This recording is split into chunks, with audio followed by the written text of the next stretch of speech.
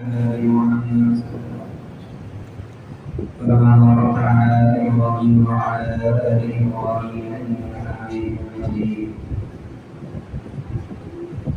الحمد لله الذي خلق فسوى والذي قدر فهدى والذي خلق فسوى.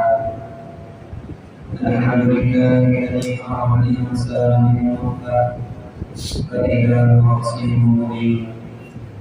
الحمد لله الذي كتب الآثار نسخ الأجدال القلوب عنده مبطية السلف عنده علانية الحلال ما أعيد والحرام ما حرم والدين ما شرع والأمر ما قضى وهو الله الرحمن الرحيم. أعوذ بالله من الشيطان الرجيم. بسم الله الرحمن الرحيم. يا أيها الذين آمنوا اتقوا الله حق تقاته ولا تموتن إلا وأنتم مسلمون. يا أيها الناس اتقوا ربكم الذي خلقكم من نفس واحدة وخلق منها زوجها وبث منهما رجالا كثيرا ونساء واتقوا الله الذي تساءلون به والأرحام إن الله كان عليكم رقيبا. يا أيها الذين آمنوا اتقوا الله وقولوا قولا سديدا يصلح لكم أعمالكم ويغفر لكم ذنوبكم ومن يطع الله ورسوله فقد فاز فوزا عظيما. أما بعد فإن خير الحديث كتاب الله وخير الهدي هدي محمد صلى الله عليه وسلم وشر الأمور محدثاتها وكل محدثة بدعة وكل بدعة ضلالة وضلالة في النار. أعوذ بالله من الشيطان الرجيم. بسم الله الرحمن الرحيم. إن تجتنبوا كبائر ما تنهون عنه نكفر عنكم سيئاتكم وندخلكم مدخلا كريما.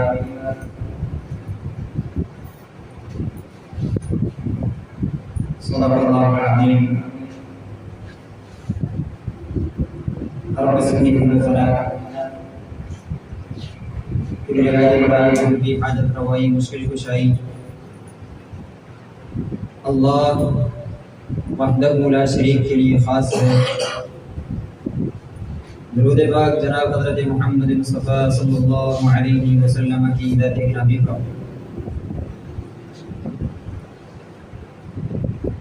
सामिईन गिरामी क़द्र,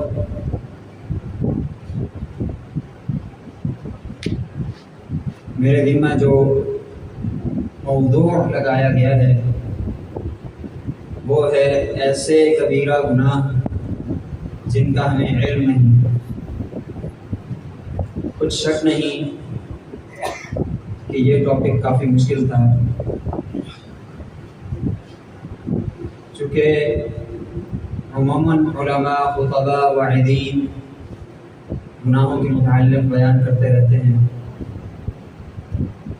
जब से ये मौदू मेरे दिल में किया गया उसके बाद कबीरा गुनाहों के मुताल्लिक़ मैंने अपनी रिसर्च शुरू की।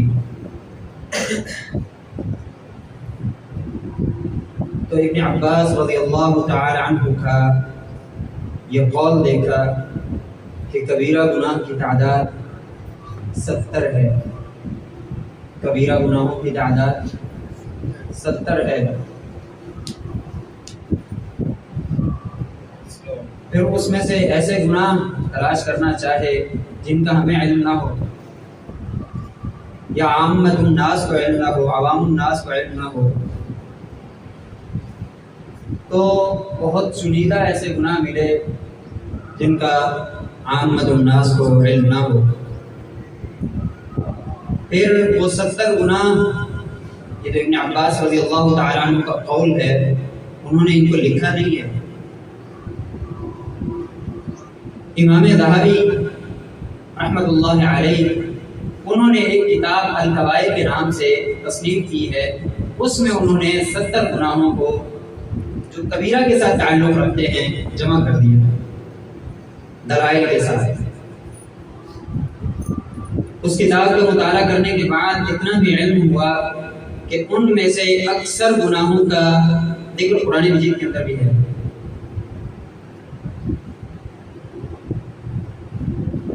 اللہ رب العزت قرآن مجید کے اندر ارشاد فرماتے ہیں ان تجتنبوا کبائر ما تنهون عنه نكفر عنكم سیئاتکم، کہ اگر تم کبیرہ گناہوں سے بچ جاؤ تو ہم تمہاری برائیوں کو معاف کر دیں گے۔ اس کا کیا مطلب ہے؟ مطلب یہ ہے کہ ایک شخص نے ارادہ کیا تھا کبیرہ گناہ کرنے کا، لیکن جو ہی کبیرہ گناہ تک پہنچا اس کو اللہ کا ڈر آ گیا، اس نے اس گناہ کو چھوڑ دیا۔ مثال کے طور پہ کسی شخص نے یہ سوچا کہ میں کسی کے ساتھ بدکاری کروں گا، کسی عورت کے ساتھ، کسی گرل کے ساتھ، تو سٹارٹنگ سے ہی زنا نہیں ہوتا، اس کے بہت سارے مبادیات ہوتی ہیں، مقدمات ہوتے ہیں۔ سب سے پہلے گفت و شنید ہوتی ہے، موبائل پہ کانٹیکٹ ہوتا ہے، پھر اس کے بعد کچھ لین دین ہوتا ہے، یہ سارے گناہ ہیں۔ پھر اس کے بعد ملاقات، ابتدائی ملاقات ہوتی ہے، پھر اس کے بعد جا کے یعنی کبیرہ گناہ سرزد کیا جاتا ہے۔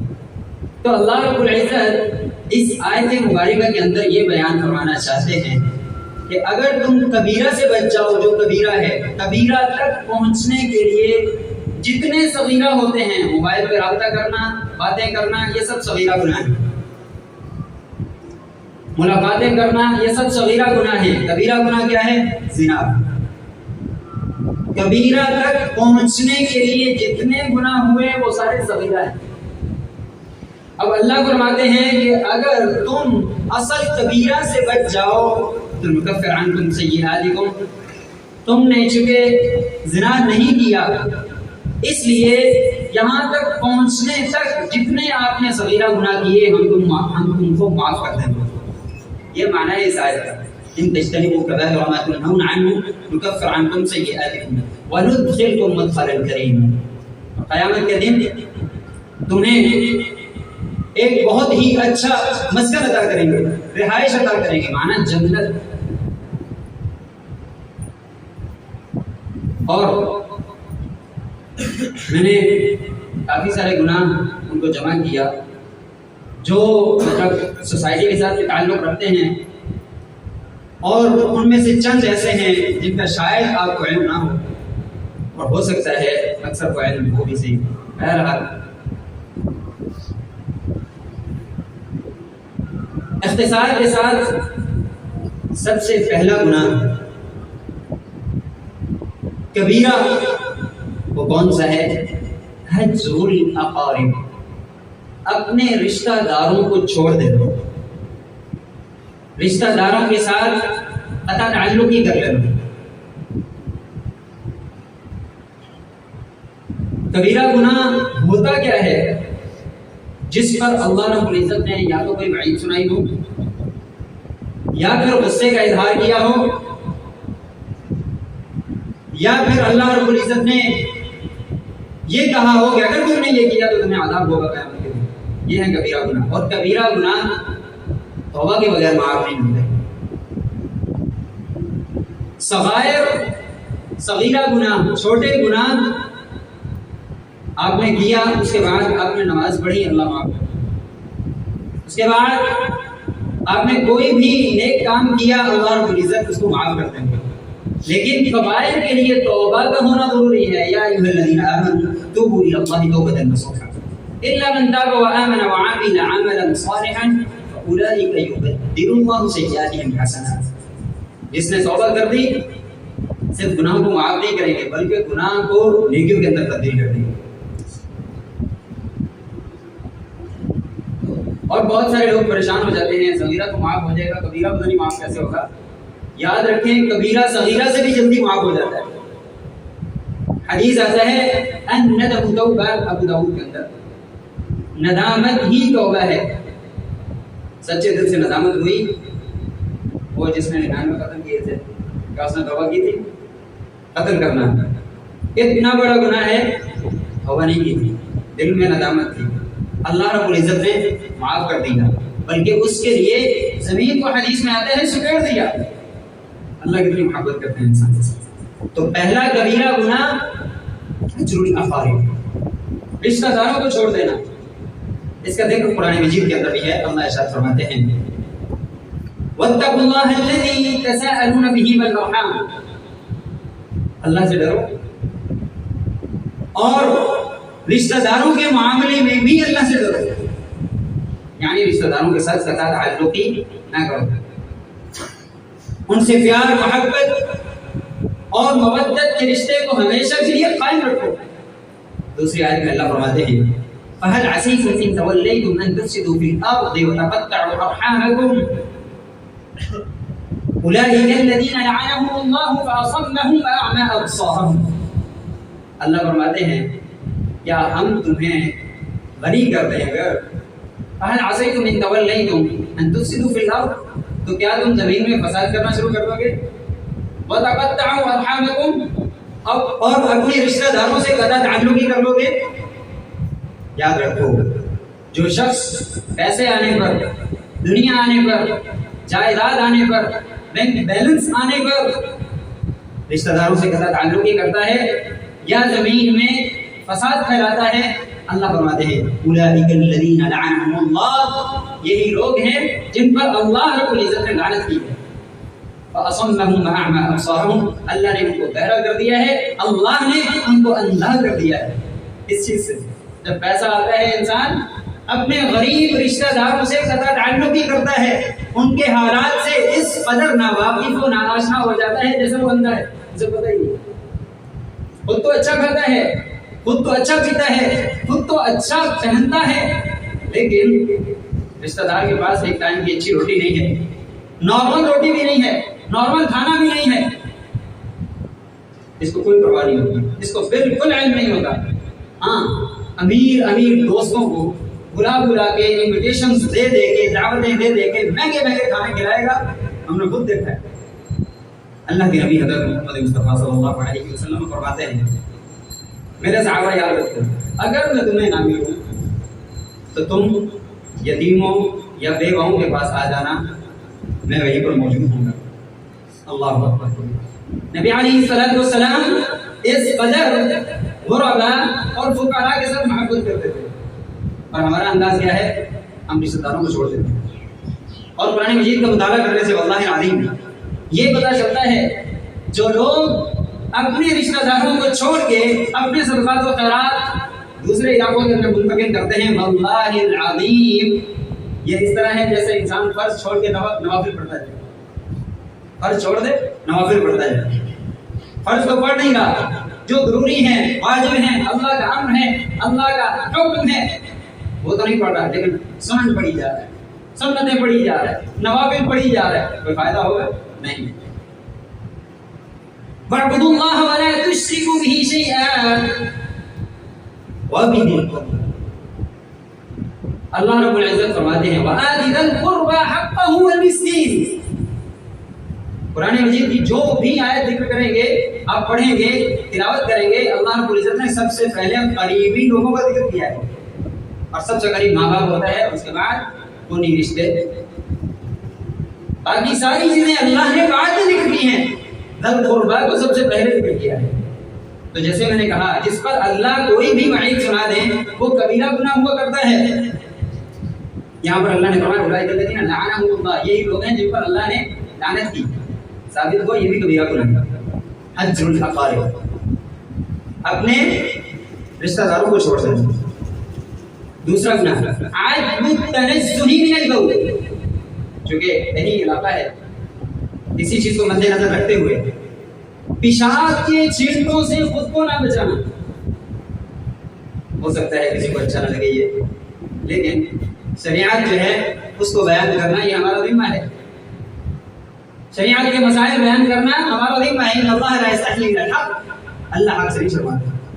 اگر کسی کو نامناسب لگے تو ہمارا خواہ حدیث مبارکہ ہے عن عبد الله بن عباس رضی اللہ تعالی عنہ قال مر النبي صلى الله عليه وسلم بقبرين فقال انهما لا يعذبان وما يعذبان بكبير اما احدهما فكان لا يستتر من البول واما الاخر فكان يمشي بالنميمه فاخذ جريده رطبه فشقها نصفين فغرز في كل قبر واحد فقال لعن الله ان لا يعذب ما لم ييبس رواه البخاري ومسلم.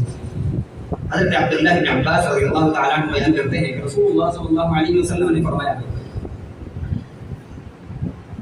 اللہ کے نبی دو قبروں کے پاس سے گزرے اور فرمایا ان دونوں کو عذاب ہو رہا ہے وما يعذبان في كبير ان کو ایسے کاموں کی وجہ سے گناہ ہو رہا ہے جن گناہوں سے بچنا مشکل نہیں تھا آسان تھا بچ سکتے تھے لیکن نہیں بچتے. اما احدهما فكان لا يستتر من البول ان میں سے ایک وہ پیشاب کے چھلکوں سے نہیں بچتا واما الاخر فكان يمشي بالنميمه اور دوسرا وہ چغل خوریاں کرتا ہے لوگوں کی شکایات اور شکوے لوگوں کے عیوب و نقائص دوسرے لوگوں کے پاس جا کے بیان کرتا ہے. واما الاخر فكان يمشي بالنميمه یہاں پر بھی وما يعذبان بكبير عذاب دیا جا رہا ہے اور جس چیز پر عذاب سنایا جائے یا وعید سنائی جائے وہ کبیرہ گناہ ہوا کرتا ہے. اور قرآن مجید میں بھی اللہ رب العزت نے اس بات کا ذکر کیا کہ وَثِيَابَكَ فَطَهِّرْ اپنے کپڑے کو ہمیشہ پاک رکھو ان اللہ يحب التوابین ويحب المتطہرین اللہ رب العزت بہت زیادہ توبہ کرنے والے کو پسند کرتے ہیں اور بہت زیادہ پاکیزہ رہنے والوں کو پسند کرتے ہیں. لہذا یہ کبیرہ گناہ ہے. واش رومز کے اندر بعض لوگ نہیں جاتے دیہی علاقوں کے اندر وہ گھر سے کافی دور چلے جاتے ہیں وہاں پر جا کے اپنی حاجت کو پورا کرتے ہیں ادائے حاجت کرتے ہیں. ان کو چاہیے سب سے پہلے وہ زمین کو رسول اللہ صلی اللہ علیہ وسلم کی طرح نیزے کے ساتھ یا کسی بھی ایسے آلے کے ساتھ پہلے زمین کو نرم کریں پھر اس کے بعد وہاں پر جا کے اپنی قضاء حاجت کریں تاکہ اس کے چھینٹے نہ پڑیں. اگر چھینٹے پڑ گئے اور انسان نہ بچا تو یہ کبیرہ گناہ ہے اور اس کی وجہ سے قبر کے اندر عذاب ہوگا.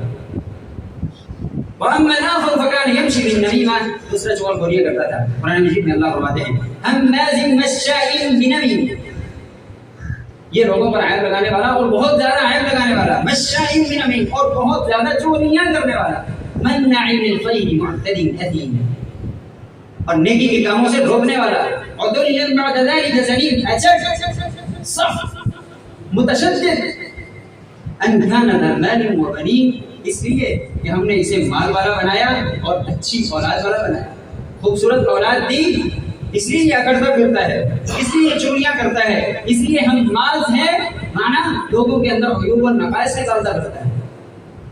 ادھر سے سنی ادھر بیان کرتے ہیں ادھر سے سنی ادھر بیان کرتے ہیں یہ کبیرہ گناہ ہے میرے بھائی.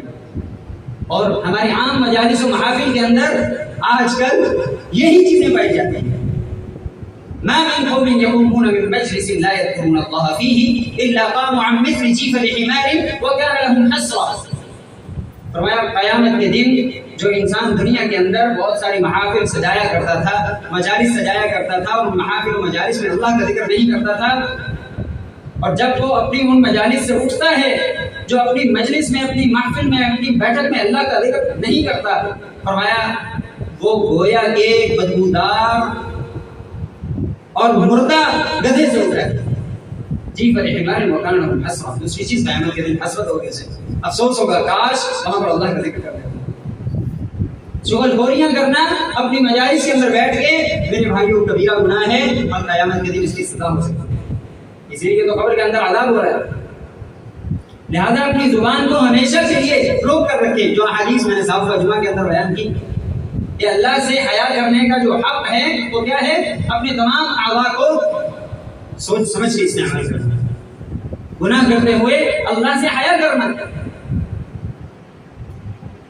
اور اس حدیث کے اندر دو کبیرہ گناہ نے ذکر کر دیے ایک پیشاب کے چھلکوں سے نہ بچنا اور دوسرا چغل خوری کرنا.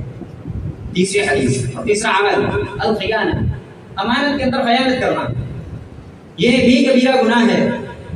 قرآن مجید میں اللہ رب العزت ارشاد فرماتے ہیں یا ایھا الذین آمنوا لا تخونوا اللہ والرسول وتخونوا اماناتکم، اے لوگو جو ایمان لائے ہو اللہ اور اس کے رسول کے ساتھ خیانت نہ کرو، اور تم اپنی امانتوں کے اندر خیانت کرتے ہو۔ اللہ کا حکم ہے کہ خیانت نہیں کرو امانتوں کے اندر۔ اللہ کی امانت کے اندر خیانت سے کیا مراد ہے؟ اللہ کے لاگو کردہ فرائض، امر اور حکم کو بجا نہ لانا، عمل نہ کرنا۔ اور رسول اللہ صلی اللہ علیہ وسلم کی کے ساتھ خیانت کا کیا معنی ہے کہ رسول اللہ صلی اللہ علیہ وسلم کی اطاعت نہ کرنا۔ اور آپس میں خیانت کا کیا معنی؟ کسی نے کوئی امانت دی اس میں خیانت کر لی، نہیں جی تم نے تو مجھے دی نہیں تھی، یا میں نہیں دوں گا، جو کرنا ہے کرو، نہیں دوں گا، نہیں لوٹاؤں گا، تو یہ بھی کبیرہ گناہ ہے۔ دلیل کیا ہو سکتی ہے؟ عن ابی ہریرہ رضی اللہ تعالی عنہ قال قال رسول اللہ صلی اللہ علیہ وسلم آیۃ المنافق ثلاث اذا حدث كذب واذا وعد اخلف واذا اؤتمن خان۔ حضرت ابو ہریرہ رضی اللہ تعالی عنہ بیان کرتے ہیں کہ رسول اللہ صلی اللہ علیہ وسلم نے فرمایا کہ منافق کی تین نشانیاں ہیں، ایک حدیث کے اندر 4 اور ایک حدیث کے اندر 3 بیان کی۔ اذا حدث كذب، جب بولتا ہے تو جھوٹ بولتا ہے، واذا وعد اخلف، اور جب وعدہ کرتا ہے تو خلاف ورزی کرتا ہے، واذا اؤتمن خان، اور جب اسے امانت دی جاتی ہے تو اس میں خیانت کرتا ہے۔ یہ بھی کبیرہ گناہ ہے، کیوں؟ چونکہ اس حدیث کے اندر ایسے شخص کو جو امانت میں خیانت کرتا ہے اس کو منافق قرار دیا گیا۔ یہ سختی اس بات پر دلیل ہے کہ یہ کبیرہ گناہ ہے۔ اللہ رب العزت کسی گناہ پر سختی کر دے، منافق کا لفظ استعمال کرنا یہ بہت بڑی سختی ہے۔ اور اگلا گناہ وعدے کو پورا نہ کرنا۔ اللہ رب العزت قرآن مجید کے اندر ارشاد فرماتے ہیں یا ایھا الذین آمنوا اوفوا بالعقود، اے ایمان والو اپنے وعدوں کو پورا کرو، واوفوا بالعہد، اپنے عہد کو کیے گئے وعدے کو پورا کرو۔ اور یہ واقعات کبیرہ گناہ ہے، دلیل وہی عن ابی ہریرہ رضی اللہ تعالی عنہ قال قال رسول اللہ صلی اللہ علیہ وسلم آیۃ المنافق ثلاث اذا حدث كذب واذا وعد اخلف واذا اؤتمن خان۔ منافق کی 3 نشانیاں ہیں کہ جب وہ بات کرتا ہے جھوٹ بولتا ہے، یہ بھی کبیرہ گناہ ہے۔ یہ ایک حدیث ہے لیکن 3 کبیرہ گناہ ہے۔ اذا حدث كذب، جھوٹ بولنا، یہ بھی کبیرہ گناہ ہے۔ واذا وعد اخلف، جب وعدہ کرتا ہے تو وعدے کی خلاف ورزی کرتا ہے۔ واذا اؤتمن خان، جب اس کے پاس امانت رکھی جاتی ہے تو اس کے اندر خیانت کرتا ہے۔ تو اس حدیث کے اندر واذا وعد اخلف، جو انسان وعدہ کرتا ہے اور وعدے کی خلاف ورزی کرتا ہے یہ بھی کبیرہ گناہ ہے۔ اس لیے رسول اللہ صلی اللہ علیہ وسلم نے ایسے شخص کو منافق قرار دیا ہے۔ حدیث میں اگلا گناہ اپنی شلوار کو ٹخنوں سے نیچے لٹکانا، یہ بھی کبیرہ گناہ ہے۔ دلیل ملاحظہ ہو عن ابی ذر الغفاری رضی اللہ تعالی عنہ قال قال رسول الله صلى الله عليه وسلم ثلاثة لا يكلمهم الله ولا ينظر إليهم يوم القيامة ولا يزكيهم، فقال من هم يا رسول الله؟ قد خابوا وخسروا. ثم بعد ذلك ذكر النبي صلى الله عليه وسلم ثلاثة لا يكلمهم الله ولا يزكيهم يوم القيامة ولا يكلمهم، فقال من هم يا رسول الله؟ فقال المسلم والمنفق سلعته بالحلف الكاذب والمنان۔ حضرت ابو ذر غفاری رضی اللہ تعالی عنہ بیان کرتے ہیں کہ رسول اللہ صلی اللہ علیہ وسلم نے بیان فرمایا ہے کہ 3 شخص قیامت کے دن ایسے ہوں گے جن سے اللہ رب العزت کلام نہیں کریں گے، ولا یزکیہم، بہت سارے لوگوں کی گناہوں سے تزکیہ ہونا ہے قیامت کے دن۔ اللہ رب العزت سے پوچھیں گے گناہ کیا تھا؟ جی کیا تھا، میں نے جو معاف کیا۔ بندہ سجدہ کرے گا، اللہ کا شکر ادا کرے گا، پیچھے سے دیکھنے والے لوگ کہیں گے کتنا نیک ہے، اللہ کا شکر ادا کر رہا ہے، ان کو تو نہیں پتا اللہ ان سے گناہ اٹھا رہا ہے۔ پھر اللہ فرمائیں گے یہ گناہ کیا تھا؟ جی کیا تھا، میں نے جو معاف کیا۔ یہ گناہ کیا تھا، یہ کیا تھا، میں نے معاف کیا. لیکن یہ 3 لوگ ایسے ہوں گے جن کو اللہ رب العزت معاف نہیں کریں گے. ثلاثة لا يكلمهم الله ولا يزكيهم، اور نہ ہی اللہ ان کا تزکیہ کرے گا، گناہوں سے پاک کرے گا، نہیں کرے گا. اور فرمایا ابو ذر غفاری نے حیران ہو گئے، یا رسول اللہ وہ کون لوگ ہیں؟ اللہ کے نبی نے پھر ذکر کیا کہ وہ 3 لوگ اللہ ان سے کلام نہیں کرے گا، ان کا تزکیہ نہیں کرے گا، ولا یطہرہم، نہ ان کی تطہیر کرے گا.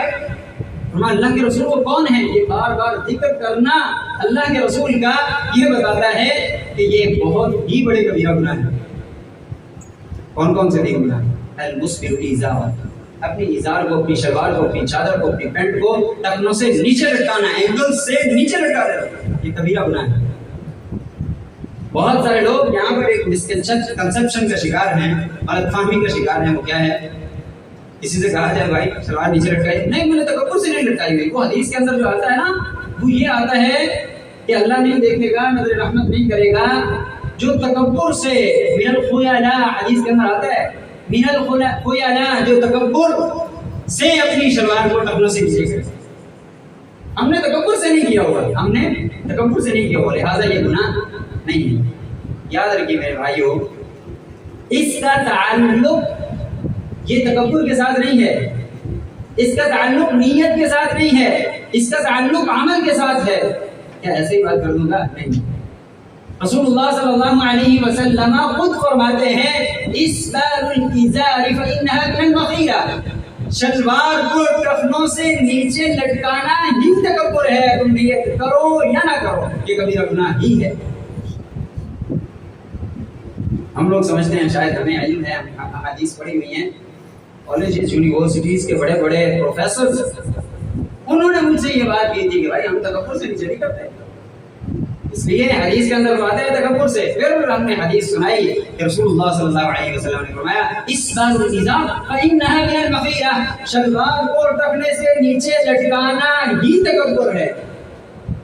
نیت کا تعلق ہی نہیں اس کے ساتھ، نیچے لٹ گئی تکبر آ گیا. والمنان، احسان جتانے والا. یا ایھا الذین آمنوا لا تبطلوا صدقاتکم بالمن والاذى، اے ایمان والو کیا کام کرتے ہو؟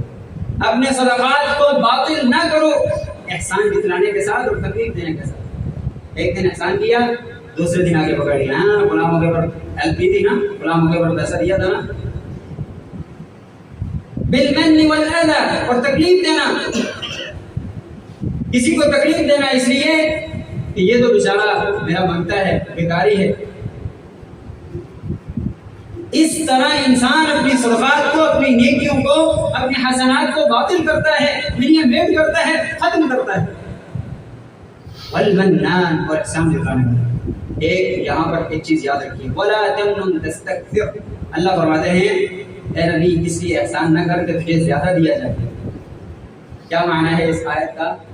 ہم لوگ پتہ کیا کرتے ہیں، ایک دن کسی پر احسان کر دیا، نیکی کر دی، دوسرے دن فون کیا، کسی بنوانی سی ذرا آ جائیے، بنا کے دے دے، ذرا ہل مارنے سی، ذرا دودھ چوڑنا سی جانوروں کا، آج وہ دوائیں کر دیں.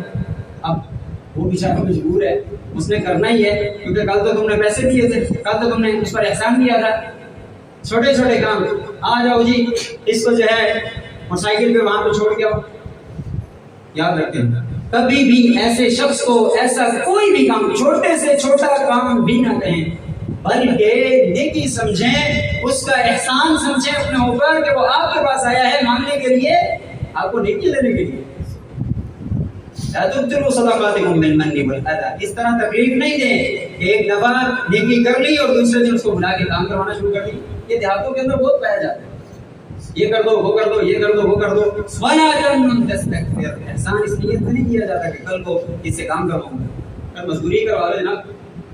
اس طرح احسان کر کے اس کو تکلیف دینا، اس کو اذیت دینا، یہ منع ہے اور کبیرہ گناہ ہے، اس سے بچیے گا. والمنان والمنفق سلعته بالحلف الكاذب، اور فرمایا اپنے سودے کو جھوٹی قسم کے ساتھ فروخت کرنے والا. یہ گناہ بازاروں کے اندر عام طور پر پایا جاتا ہے. اللہ کی قسم اتنے کری، حالانکہ پتہ ہی نہیں ہوتا کتنے کری. اتنی ساری پروڈکٹس آپ نے خریدی بائی کی، کیسے پتا ہوگا کہ یہ اتنے کی ہے، یہ اتنے کی ہے، یہ اتنے کی ہے؟ اور مختلف کمپنیز کی ہو سکتا ہے وہ بھی، لیکن اس حدیث کے اندر جو بیان ہوا ہے جھوٹی قسم کھا کر اپنا سودا فروخت کرنا یہ کبیرہ گناہ ہے۔ اس لیے کہ اللہ رب العزت نے دھمکی دی ہے کہ جو انسان یہ کام کرے گا اللہ اس سے قیامت کے دن کلام نہیں کریں گے، اللہ اس کو پاک نہیں کریں گے، اللہ اس کی تطہیر نہیں کریں گے۔ یہی کبیرہ گناہ کی دلیل ہے۔ اگلا گناہ جاسوسیاں کرنا، ولا تجسسوا، جاسوسی نہ کرو۔ حدیث مبارکہ عن عبد الله بن عباس رضي الله تعالى عنه قال من تسمع بقوم وهم له كارهون صب في اذنيه الآن يوم القيامة۔ حضرت عبداللہ بن عباس رضی اللہ تعالیٰ عنہ بیان کرتے ہیں کہ رسول اللہ صلی اللہ علیہ وسلم نے فرمایا من تسمع بقوم وهم له كارهون، جس شخص نے کان لگا کے دو لوگوں کی بات کو سنا جبکہ وہ لوگ اس عمل کو ناپسند سمجھتے تھے، اس لیے سنا جاتا ہے گھر کے اندر لڑائی ہو رہی ہے کان لگا کے سنو کیا ہو رہا ہے، کیا ہو رہا ہے، کیا باتیں ہو رہی ہیں، تاکہ ان کے عیوب و نقائص کا مجھے علم ہو اور میں لوگوں کے سامنے نشر کر دوں، لوگوں کو بیان کر دوں۔ اس لیے کہتے ہیں اگر کوئی میسج واٹس ایپ پہ کسی نے ڈیلیٹ کر دیا ہے اس کو پڑھنا نہیں چاہیے، اگر پڑھا ہے تو اپنے تک محدود رکھیں، دوسرے کو نہیں بتائیں۔ یہ بھی اسی حدیث کے تحت علماء نے نکالا ہے۔ جدید مسائل چونکہ قرآن اور حدیث یہ تا قیامت کافی ہے۔ آپ دیکھیں نا 1450 سال پہلے قرآن مجید کا نزول ہوا اور ابھی بھی ایسا لگتا ہے جیسے آج کے لوگوں کے لیے نازل ہوا۔ تو معنی من تسمع بقوم وهم له كارهون، وہ ڈیلیٹ کرتا ہی کیوں ہے؟ اس لیے تاکہ لوگوں کو علم نہ ہو، اور ہم کیا ہے ہم اس کا فوراً اسکرین شاٹ لیتے ہیں اور سارے ان لوگوں کو شیئر کر دیتے ہیں جو اس کو جانتے ہوتے ہیں، بعد میں وہ اس کو شیئر کر کے تکلیف دیتے ہیں اور کہتے ہیں ہاں انہوں نے ڈیلیٹ کر دیا، ہم نے پڑھ لیا تھا تو ڈیلیٹ کرنے سے نہیں میرے بھائی، بالکل تکلیف بنتی۔ اس چیز کو ہم بتائیں اپنے دل تک محدود رکھتے ہیں، وہ بڑا مضبوط ہوتا ہے، تو چھوٹی چھوٹی بات۔ من تسمع بقوم وهم له كارهون، وعید کیا ہے؟ صب في اذنيه الآن يوم القيامة، قیامت کے دن پگھلا ہوا سیسا اس کے کانوں کے اندر ڈالا جائے گا جو یہ عمل کرتا ہے، کان لگا کر سنتا ہے، لوگوں کے عیوب ڈھونڈتا پھرتا ہے، تلاش کرتا پھرتا ہے، اس کے اندر یہ کمزوری ہے، اس کے اندر یہ نقص ہے، اس کے اندر یہ عیب ہے، تاکہ میں لوگوں کو بیان کر سکوں۔ یہ بھی کیا ہے بھائی؟ کبیرہ گناہ ہے، جاسوسی نہیں کرو۔ کسی کا عیب بیان ہو بھی رہا ہے، ہمیں ضرورت نہیں ہے کہ ہم اس کو سنیں، ہمیں ضرورت نہیں ہے کہ ہم دوسروں کو اس عیب کو بیان کریں، ہمیں ضرورت نہیں ہے کہ ہم لو لگائیں، جاسوسیاں کریں، اس کی باتوں کو سننے کی کوشش کریں۔ اور اگلا کبیرہ گناہ عورتوں کے ساتھ تعلق رکھتا ہے۔ عن ابی ہریرہ رضی اللہ تعالی عنہ قال رسول اللہ صلی اللہ علیہ وسلم اذا دعا الرجل امرأته الى فراشه فابت فبات غضبان عليها لعنتها الملائكة حتى تصبح۔ صحیح بخاری کی روایت۔ رسول اللہ صلی اللہ علیہ وسلم فرماتے ہیں خاوند نے اپنی بیوی کو بلایا اپنے بستر کی طرف، اذا دعا الرجل امرأته الى فراشه فابت، نہیں جناب نہیں آؤں گی، فابت انکار کر دیا، فبات غضبان عليها، اور خامد نے اظہار بات گزاری کہ وہ غصے میں تھا، اس کو غصہ تھا، اور اس بات پہ بہت غصہ تھا۔ فبات عليها غضبان، فرمایا لعنتها الملائکہ حتی تصبح، جب تک عورت صبح نہیں کرتی سارے فرشتے اس عورت پر لعنت کرتے ہیں، سارے فرشتے صبح تک اس عورت پر لعنت بھیجتے رہتے ہیں۔ کبیرہ گناہ ہے، بہت بڑا گناہ ہے۔ اس لیے میری بہنوں اور ماؤں کو چاہیے کہ وہ اپنے ہسبینڈ کی اس حاجت اور ضرورت کو جب وہ بلائے اس کو پورا کرے۔ ہاں اگر کوئی شرعی عذر ہے، اگر کوئی مسئلہ ہے، اگر کوئی ٹینشن ہے تو اپنے ہسبینڈ سے ذکر کر دیں، بیان کر دیں، اس کبیرہ گناہ سے تو بچیں گے۔ ہم کیا سمجھتے ہیں فرشتوں کی تعداد بہت کم ہے؟ نہیں، فرشتوں کی تعداد انسانوں سے کہیں زیادہ ہے، دلیل کیا ہو سکتی ہے؟ عن الیمین وعن الشمال قعید ما یلفظ من قول الا لدیہ رقیب عتید. ہر انسان کے دائیں اور بائیں کندھے پر ایک ایک فرشتہ بیٹھا ہوتا ہے. ایک نیکیاں لکھتا ہے، ایک برائیاں لکھتا ہے. جتنے انسان ہیں سب پر دو دو فرشتے ہیں. یہی تو دلیل ہے کہ فرشتے زیادہ ہیں. نبی علیہ الصلوۃ والسلام نے فرمایا بیت المعمور میں بیت المعمور میں ایک دن میں 70,000 فرشتے اللہ کی عبادت کے لیے آتے ہیں، اور جو ایک دفعہ آ جاتا ہے قیامت تک اس کی باری دوبارہ نہیں آئے گی. اس قدر فرشتوں کی تعداد ہے. اور بڑے کتنے ہیں؟ فرمایا ایک فرشتے کو اللہ کے نبی فرماتے ہیں میں نے دیکھا اس نے آسمان کو گھیرا ہوا تھا، اس کے پر نے آسمان کو گھیرا ہوا تھا. اتنی بڑی اللہ کی مخلوق یہ فرشتے ہیں، اور یہ ساری مخلوق اس عورت پر لعنت کرتی ہے. اس قدر بڑا گناہ. اور یاد رکھیں اللہ کے عذاب سے بے خوف ہو جانا یہ بھی بہت بڑا کبیرہ گناہ ہے. عن عقبة بن عامر رضی اللہ تعالی عنہ قال اذا رأيتم الرجل ذو النعمة الله تبارك وتعالى ينعم عليه على معاصيه. ثم تلا بعد ذلك النبي صلى الله عليه وسلم هذا الآية فلما رسوا ما ذكروا به فتحنا عليهم أبواب كل شيء حتى إذا فرحوا بما أوتوا وأخذناهم بغتة فإذا هم مبلسون. اللہ کے نبی نے فرمایا کہ جب تم کسی انسان کو دیکھو اس انسان پر اللہ رب العزت کی طرف سے نعمتوں کی بھرمار ہے اور وہ کرتا کیا ہے؟ برائیاں کرتا ہے. نہ نماز پڑھتا ہے، نہ روزہ رکھتا ہے، نہ حج کرتا ہے، کسی نیکی کے کام کے قریب نہیں آتا، نہ قرآن کی تلاوت کرتا ہے، لیکن نعمتوں کی بہت بھرمار ہے اس پر. فرمایا اللہ کے نبی نے اس کے بعد اس آیت کی تلاوت کیا فلما رسوا ما ذكروا به فتحنا عليهم أبواب كل شيء. جب تم دیکھو بعض لوگوں کو کہ جن کو نصیحت کی جائے وہ اللہ کی کردہ نصیحت کو بھول جائیں.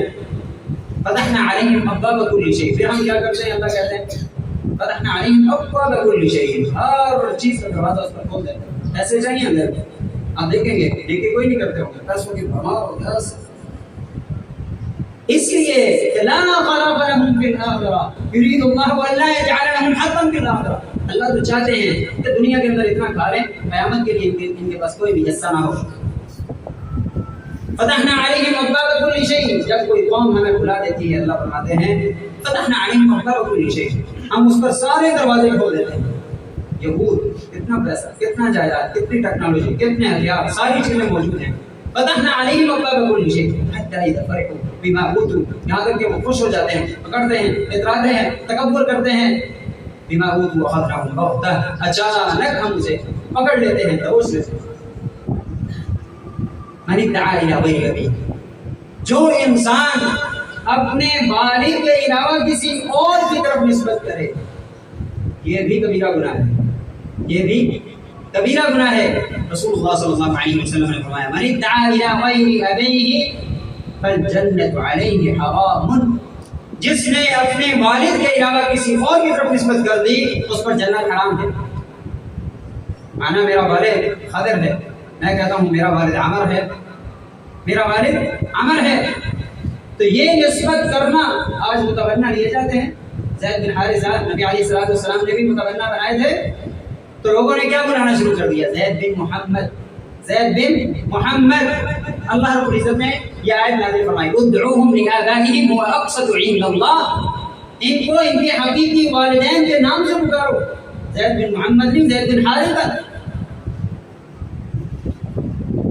زید بن حارثہ بلاؤ. کسی کو بچپن کے اندر اگر کوئی متبنہ بنا لیتا ہے، متبنہ چھوٹا سا بچہ کسی بھائی کا بہن کا لے لیا اور اس کو پالا، وہ سب لے پالک جسے کہتے ہیں اردو کے اندر. اب لوگ کیا کرتے ہیں وہ کاغذات کے اندر ڈاکومنٹس کے اندر بھی نام کیا لکھوا دیتے ہیں؟ زید بن خضر نہیں، زید بن عمر. جس نے متبنہ بنایا اس کا نام باپ کا نام بھی استعمال کرتے ہیں. یہ کبیرہ گناہ ہے. ایسا کام جو انسان کرتا ہے فالجنت علیہ حرام، اس پر جنت حرام ہے. آخری چیز ذکر کرتا ہوں، بہت ساری چیزیں پڑھی ہیں. بہرحال آخری چیز، جس انسان کے پاس حج کرنے کی استطاعت ہے اور وہ حج نہیں کرتا، وَلِلَّهِ عَلَى النَّاسِ حِجُّ الْبَيْتِ مَنِ اسْتَطَاعَ إِلَيْهِ سَبِيلًا، قرآن مجید میں اللہ فرماتے ہیں اور اس شخص کے لیے فرض ہے، ضروری ہے، جس کو اللہ نے استطاعت دی ہو حج کرنا، حج کا فریضہ ادا کرنا یہ ضروری ہے، لازم ہے، لیکن وہ حج نہیں کرتا۔ تو روایات بہت ساری آتی ہیں۔ حضرت عمر رضی اللہ تعالی عنہ فرماتے ہیں من اطاق الحج ولم يحج، ایک انسان حج کی استطاعت تو رکھتا ہے لیکن حج نہیں کرتا، سواء علیہ مات یہودیا او نصرانیا، برابر ہے اس پر کہ یا تو وہ یہودی ہو کے مرے یا وہ عیسائی ہو کے مرے۔ صحیح قول ہے۔ معنی یہ ہے بہت سارے لوگوں کے پاس استطاعت ہوتی ہے، کیپیسٹی ہوتی ہے، پیسہ اور مال اور جائیداد سارا کچھ ہوتا ہے، اب حج ان پر فرض ہو چکا ہے اور زندگی میں صرف ایک دفعہ حج کرنا فرض ہے، اس کے بعد نوافل ہوتے ہیں۔ اب یہ انسان نہیں کر رہا، اس بیچارے کو فرصت ہی نہیں مل رہی فرض کو ادا کرنے کے لیے، تو بہت بڑی وعید ہے حضرت عمر رضی اللہ تعالیٰ عنہ کی طرف سے کہ ایسا شخص یا تو یہودی ہو کے مرے یا عیسائی ہو کے مرے۔ اس لیے میرے بھائیوں، رسول اللہ صلی اللہ علیہ وسلم نے فرمایا اجتنبوا السبع الموبقات، 7 ہلاک کردہ گناہوں سے بچو۔ وہ کون کون سے؟ الشرک باللہ، اللہ کے ساتھ کسی غیر کو شریک ٹھہرانا، والسحر، جادوگری کے عمل سے بچو، بہت سارے لوگ جادو کرتے ہیں، والسحر، وقتل النفس الذي حرم اللہ الا بالحق، اور فرمایا ایسے لوگوں کو قتل کرنا جن کا قتل کرنا بنتا ہی نہیں تھا، بے گناہ تھے بیچارے، واکل الربا، سود کھانا، واکل مال الیتیم، یتیم کا مال کھانا، والتولی یوم الزحف، اور میدان جنگ سے، میدان قتال سے بھاگ جانا، وقتل المحصنات الغافلات المؤمنات، اور مومن عورتوں پر تہمت اور بہتان لگانا۔ آخری چیز ذکر کر دیتا ہوں۔ عن عمران بن حسین رضی اللہ تعالی عنہ قال قال رسول اللہ صلی اللہ علیہ وسلم لعن المؤمن كقتله، یہ عموماً گناہ پایا جاتا ہے، اس لیے میں بیان کرنا چاہتا ہوں۔ رسول اللہ صلی اللہ علیہ وسلم نے فرمایا مومن کو لعنت کرنا اس کو قتل کرنے کے مترادف ہے۔ اگر میں نے کسی مومن کو کہا جس پر لعنت ہو تو معنی کیا؟ ہم نے اس کو قتل کر دیا، اور قتل کا گناہ کیا ہے؟ من اجل ذلک، اللہ فرماتے ہیں ومن قتل النفس فكأنما قتل الناس جميعا، جس نے ایک جان کو قتل کیا گویا کہ اس نے سب کو قتل کیا۔ آپ اندازہ لگائیں کہ کتنا بڑا گناہ ہے۔ اور جس نے ایک انسان کو زندہ کیا گویا کہ اس نے پوری انسانیت کو زندہ کیا۔ اور ہم کرتے کیا ہیں؟ ایک لعنت نہیں کہتے، کٹے کہتے ہیں، لاکھ لعنت۔ یہ وہ کلمے ہیں جو میں نے پچھلے جمعے کے اندر بیان کیا تھا، ایک کلمہ زبان سے نکالتا ہے اور سارے عمل تباہ و برباد ہو کے رہ جاتے ہیں۔ ایک لفظ اپنی زبان سے نکالا ہے، لفظ لعنت، معنی لاکھ قتل کر دیے، اس کے سر پہ ہیں لاکھ قتل اس کے سر پہ ڈالے۔ اس لیے میرے بھائیو بہت نازک معاملے ہیں، بڑے ہی سمجھ کے اپنی زبان کو استعمال کریں، اعمال کو بڑے سوچ سمجھ کے کریں، اور قبائل سے بچیں۔ یہ کبیرہ گناہ ہیں سارے، بہت سارے اس طرح میں نے آپ کو بتایا 70 کی تعداد میں قبائل ہیں جس میں اللہ نے کوئی وعید سنائی ہے، کوئی دھمکی دی ہے، کوئی عذاب کی وعید سنائی ہے۔ اس لیے قبائل سے اجتناب کریں، صغائر سے بھی اجتناب کریں، اور ہمیشہ کوشش کرتے رہیں کہ صغائر سے بچیں۔ محدثین کہتے ہیں صغائر سے بچنے کی کوشش کریں۔ کیوں؟ جب ہم صغیرہ گناہوں سے بچنے کی کوشش کریں گے تو کیا ہم کبیرہ کریں گے؟ نہیں کریں گے۔ اور قرآن مجید کے اندر اگر ہم غور کریں گے تو اللہ نے یہی طریقہ اور یہی اسلوب استعمال کیا، وَلَا تَقْرَبُوا الزِّنَا، زنا کے قریب نہ جاؤ۔ یہ نہیں فرمایا زنا نہ کرو، فرمایا زنا کے قریب نہ جاؤ، معنی اس کے قریب جانا ہی حرام ہے۔ زنا کرنا تو دور کی بات، زنا کے کام کے قریب جانا ہی حرام ہے۔ اللہ اکبر، کیسا کھلیا اللہ رب العزت نے یہاں بیان فرمایا۔ اور آدم علیہ السلام کو بھی وَلَا تَقْرَبَا هَذِهِ الشَّجَرَةَ، اس درخت کے قریب نہ جانا، پھل کھانا دور کی بات، قریب نہ جانا۔ اس لیے میرے بھائیو اپنے عمل کو، اپنے اعمال کو ہمیشہ سوچ کے کریں، قواعد سے اجتناب کریں، صغائر سے بچیں، اللہ کا تقرب حاصل کریں، ہمیشہ اپنی زبان کو ذکر سے تر رکھیں۔ اگر کوئی تنگ کرتا ہے، تکلیف دیتا ہے، دل کو چوٹیں پہنچاتا ہے، آپ خاموشی سے اپنی تشریحات نہ دینا شروع کر دیں، اللہ کا ذکر کریں کثرت سے، اپنی زبان کو بھی ذکر سے تر رکھیں گے اور جھگڑے سے بھی بچیں گے۔ اللہ رب العزت سے دعا ہے کہ اللہ ہم سب کو قبائل سے اور ساتھ ہی صغائر سے اجتناب کرنے کی توفیق عطا فرمائے۔ جب تک زندہ رکھے اسلام پر، خاتم ایمان فرمائے۔ وآخر دعوانا ان الحمد للہ۔